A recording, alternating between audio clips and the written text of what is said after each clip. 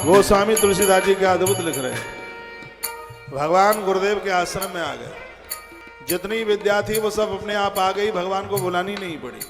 परमात्मा के अंदर कितना बड़ा गुण है। राम लक्ष्मण भरत शत्रुघ्न चारों भाई भोर में जल्दी जागते हैं। हम बच्चे बैठे हुए हैं, रात को समय से सो जाइए और सुबह में जल्दी जाग करके पाठन कीजिए। मैं अपनी लाइफ में कभी रात को नहीं पढ़ा। हम लोगों ने बहुत पढ़ाई की है, भारी पढ़ाई की। भोर में तो ऐसी पढ़ाई की है कि चुटिया बांध देते थे ऊपर। चोटी होती थी बड़ी लंबी, का नींद आवेगी तो कम से कम झटका तो लगेगा। बहुत लंबे समय से 3 बजे से जागने का अभ्यास किया तो चोटी बांध देते ऊपर। सुबह के क्योंकि नींद आवेगी तो झटका लगेगा, झटका लगेगा तो सावधान ध्यान रहेंगे। सुबह के समय में माता सरस्वती नारायण के संग निकलती है।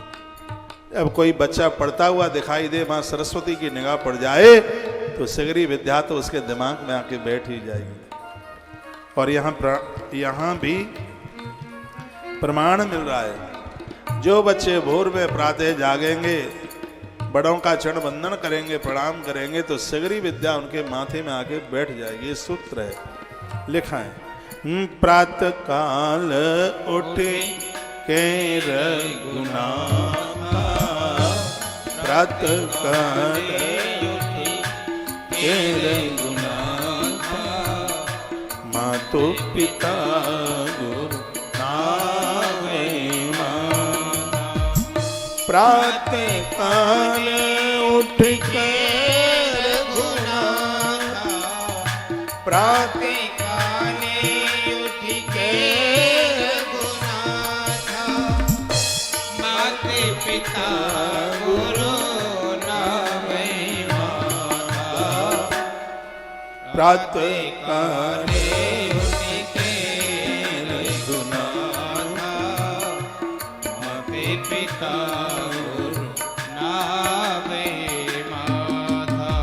गोस्वामी तुलसीदास जी लिखते हैं कि प्रभु श्री राम जी भोर में जल्दी जागते हैं, सबको वंदन प्रणाम कर। प्रातः जागो तो धरती माता से प्रणाम करना आरंभ कर दीजिए। हमें जो भी मिला सब धरती माता ने दिया।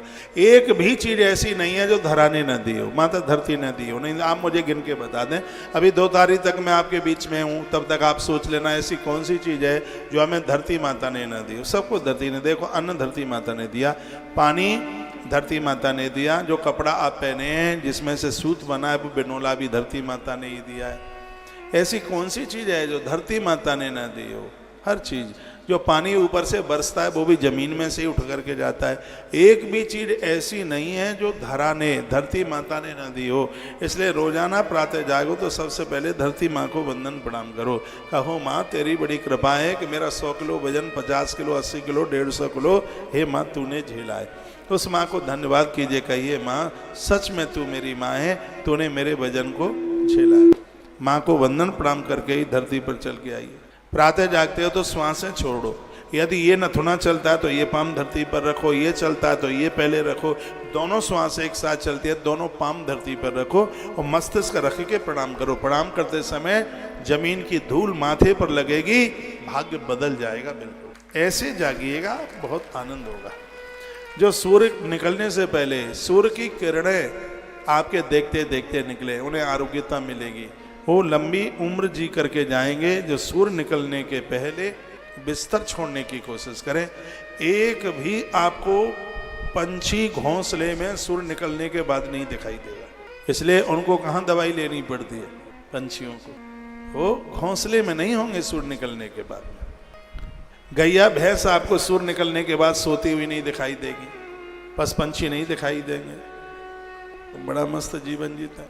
ये ऐसी आप आदत डालिए। बच्चों को थोड़ा भोर में जल्दी जगाने की कोशिश कीजिए, क्योंकि सुबह का पढ़ा हुआ बहुत जल्दी याद होता है।